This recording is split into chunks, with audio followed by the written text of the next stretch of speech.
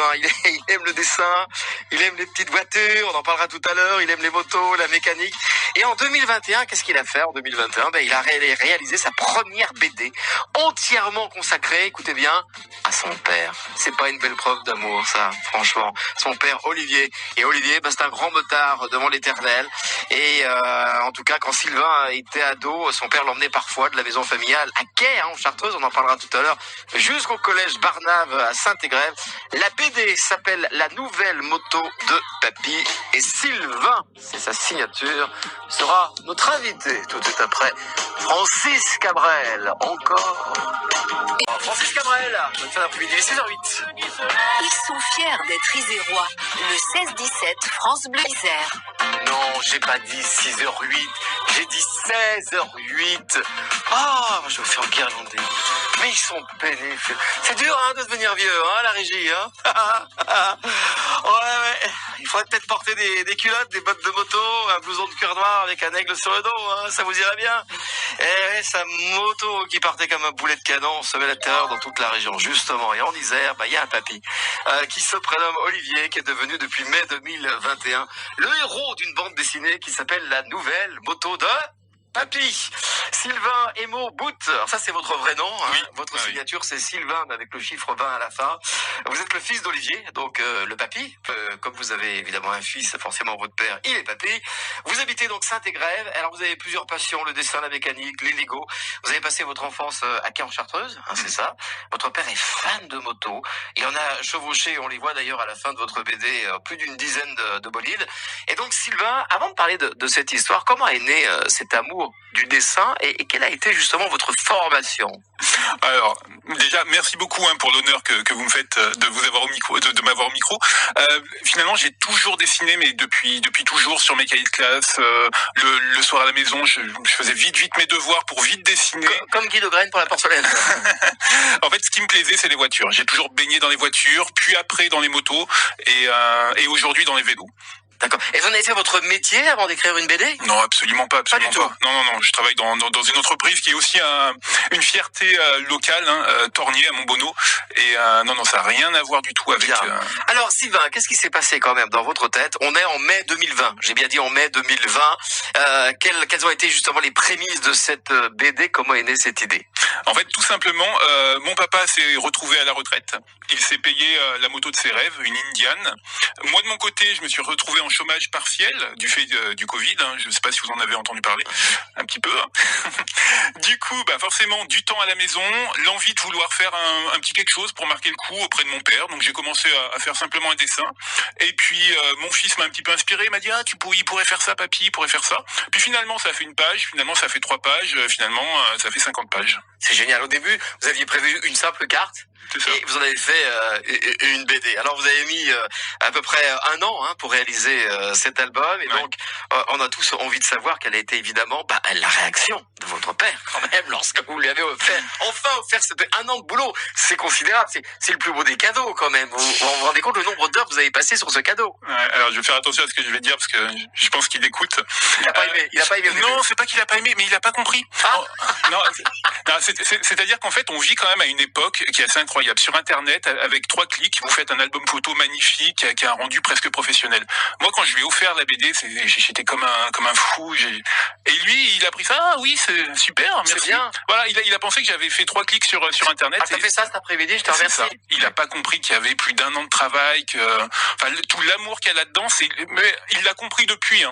Mais sur le coup, non, la réaction, c'était comme si je lui avais offert un album photo finalement. Il dit oui, c'est chouette. Et il se rend compte évidemment aujourd'hui. Aujourd'hui, c'est mon fan numéro 1, oui. Considérable que vous avez mis en œuvre, en tout cas pour lui. Premier album donc de la nouvelle moto de Papy. Il y en a d'autres, on en parlera dans un instant. Donc c'est une BD pour présenter avec un gag par page, avec des histoires donc familiales, puisées uniquement donc dans vos souvenirs. Et donc au départ, vous avez tiré seulement donc 3 exemplaires pour votre père, pour votre fils Karl et pour vous. Et à la fin, combien d'exemplaires donc avez-vous tiré? Finalement, ces 3 exemplaires, on les a montrés. Tout le monde a dit j'en veux. Donc j'en ai fait tirer une centaine d'exemplaires, en fait 125, histoire de rester dans le monde de la moto. Et puis 125 en 2 semaines, ils ont été écoulés. Génial. Donc j'en ai refait tirer 125 derrière, qui pareil ont été écoulés.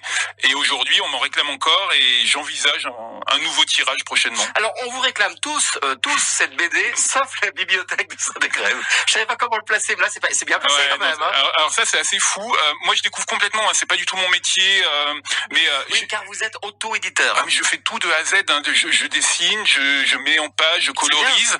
La seule chose que je sous-traite, à vrai dire, c'est l'impression. Mais au final, donc, on a une BD en dur, enfin avec une vraie couverture rigide, cartonnée, comme un Boulet Bill, comme un Gaston, comme un Tintin. C'est une vraie BD qu'on pourrait acheter dans le commerce. Je l'ai montré à la bibliothèque de Saint-Égrève, comme je suis Saint-Égrévois. Je me suis dit, c'est super. C'est du circuit court, alors. Mais bien sûr, je leur ai dit, je vous l'offre. Mon seul but, c'est que les Saint-Égrévois la lisent. Et ils m'ont dit, ah non, vous êtes en auto-édition, on la veut pas. Parce qu'ils ne peuvent pas vérifier le contenu du livre, c'est ça. Il n'y a pas de correction. C'est la raison qu'on vous a donnée. C'est ça, mais en un quart d'heure, c'est vite feuilleté. C'est dommage. C'est familial, c'est bon enfant. On a lancé l'appel quand même. Hein, si le maire de Saint-Égrève nous écoute, on sait jamais. Alors, Laurent Amadieu. Ce qui est marrant, je ne vais pas aller si loin. Ce qui est marrant, c'est que dans votre famille, on fait uniquement les anniversaires de mariage, pas les naissances, ni de décoration de Noël. Ça va être très frustrant quand même pour vous quand on est gamin, non? Ah non, alors absolument pas. Alors là vraiment, et c'est quelque chose que je fais également avec mon fils. Hein. Il a jamais fêté un anniversaire, on n'a jamais fêté Noël. Non, mais c'est pas. Oui, mais quand on est gamin, on fête pas son anniversaire de mariage, donc on n'a rien. En fait, on le gâte tellement, et moi j'ai tellement été gâté toute l'année que finalement, c'est même au contraire, on rigole un petit peu en voyant les collègues qui courent après les cadeaux pour Noël, qui se prennent la tête pour les repas de famille à cette occasion, alors que nous finalement c'est la fête toute l'année. Bon, on va marquer une petite pause parce que vous êtes passionnant, vous écoutez pendant des heures, vous parlez aussi bien que vous dessinez en tout cas, vraiment, et on se retrouve dans 3 minutes tout de suite après Patrick Bruel et ce monde-là sur France Bleu Isère à 16h14. À tout de suite.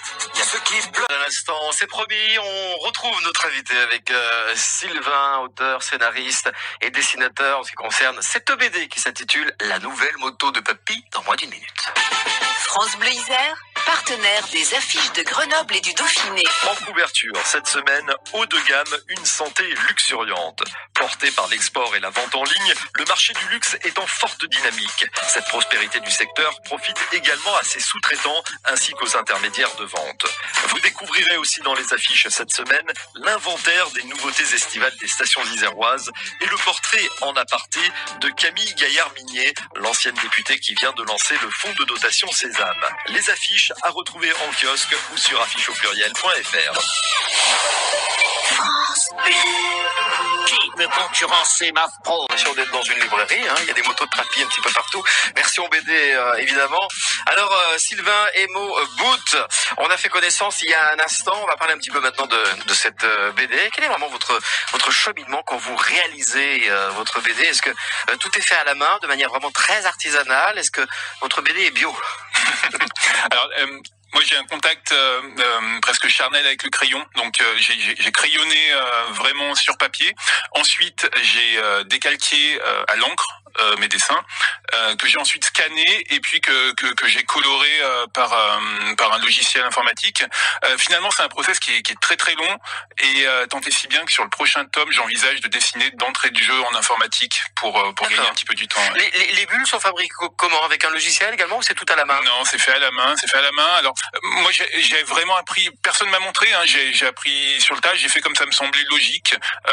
Mais vous aviez une référence à la base, hein? Ouais. C'était quoi cette référence? Ma référence pour les connaisseurs, hein, c'est Joe Bartim, hein, de Christian Debar, hein, Bar 2 pour les intimes. En fait, en 91, mon papa m'a ramené du salon de la moto de Paris le tome 1 qui venait de sortir, dédicacé de la main de Bar 2. Et du coup, ça a été mon livre de chevet. C'est ma pépite dans ma bibliothèque et c'est celle qui m'a inspiré, y compris les couleurs de la couverture de ma BD. Alors les couleurs, vous en parlez justement, c'est un logiciel qui... C'est Photoshop, hein, tout simplement, que tout le monde connaît. Donc vous déterminez les couleurs que vous voulez et ça remplit automatiquement le vide. C'est pas aussi facile. Non. En fait, sur une page de la BD, il y a entre 2 et 8 dessins. Chaque dessin, c'est rien que pour la colorisation, c'est 2 jours à coloriser. Donc c'est énormément de travail. Ouais. Pour réaliser une page, il faut combien d'heures? Juste une page, du début jusqu'à la fin? Je dirais qu'il faut peut-être 1 semaine, 2 semaines. Pour une page? Oui. On est comme au cinéma, là. C'est pareil. Hein. Sur une BD de 50 pages, comme celle que vous avez dans les mains, c'est incroyable. Il y a pas loin de 2000 heures de travail. On se rend pas compte. Non. Hein, comme votre papa d'ailleurs, lorsque vous lui avez offert ce cadeau. Alors, premier album de la nouvelle moto de papy, c'est une BD avec un gag par page, on l'avait dit tout à l'heure, avec des histoires familiales. Puis uniquement dans vos souvenirs, citez-nous sur un gag que l'on peut retrouver dans cette BD dans le premier tome. Il y a évidemment le gag du chevreuil. Alors, est-ce que c'est vraiment un gag? En fait, c'est une histoire qui est arrivée à mon père. Ouais. C'est-à-dire que, habitant en Chartreuse, faisant de la moto, eh bien, il y a une période dans l'année où les chevreuils sont un petit peu ivres de ce qu'ils mangent. Ça fermente dans leur corps, ça les rend un petit peu foufou. Et il y a un chevreuil qui a sauté, carrément, qui a désarçonné mon père. Alors, aujourd'hui, on en rit avec lui, mais il a quand même eu 8 fractures. Ah oui. 4 côtes fracturées en 2. Et quel chevreuil, qu'est-ce qu'il a eu? Le chevreuil est mort. Ah, non. Le chevreuil, en fait, et j'étais avec papa à l'hôpital quand les pompiers l'ont appelé pour lui dire, eh bien, est-ce que vous voulez le récupérer pour le manger? Alors papa il dit non, vous avez été gentil avec moi, les pompiers, je vous l'offre. Bien. J'imagine que d'autres tomes également sont en préparation. Le 2, je l'ai déjà sous les yeux, donc j'ai évidemment la réponse. Il est là et ça s'appelle La moto de papy et compagnie. On se repose et on se base sur le premier volume. C'est un petit peu la même. En fait, j'ai introduit des nouveaux personnages. C'est plus simplement basé sur mon papa. Il y a les tontons, il y a d'autres motards.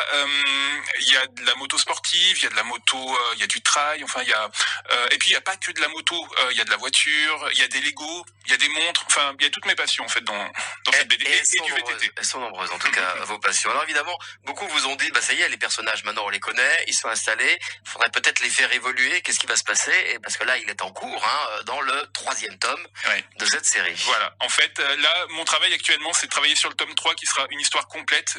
Donc pas un gag par page, mais vraiment une histoire sur 50 pages, avec forcément un travail de scénario qui est beaucoup plus conséquent. Faut faire évoluer les personnages, faut les amener d'un point A à un point B, faut qu'il y ait des péripéties, des éléments perturbateurs, des antagonistes. Enfin, donc je travaille niveau scénario à ce niveau-là, et en parallèle, je travaille niveau graphique à refaire le tome 1. Beaucoup me le réclament. Ah, d'accord. Voilà, beaucoup me le réclament, et comme j'ai beaucoup progressé en termes graphiques depuis, je le refais au standard La actuel. sortie du 3 est prévue pour?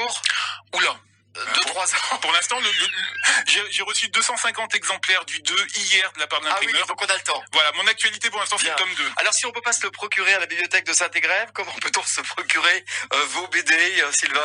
J'ai créé une adresse mail spécifique, c'est lamotodepapy@gmail.com. Simplement. Voilà, papy avec un Y. Vous venez de la part de France Bleu, vous avez 10%, et vous indiquez soit le volume 1, soit le volume 2, ou soit les deux, tout simplement.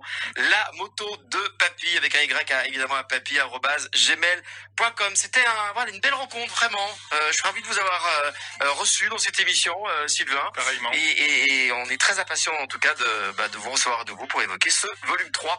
Il sera question un petit peu plus de voyage. Salut Sylvain. Merci Pierre, au revoir.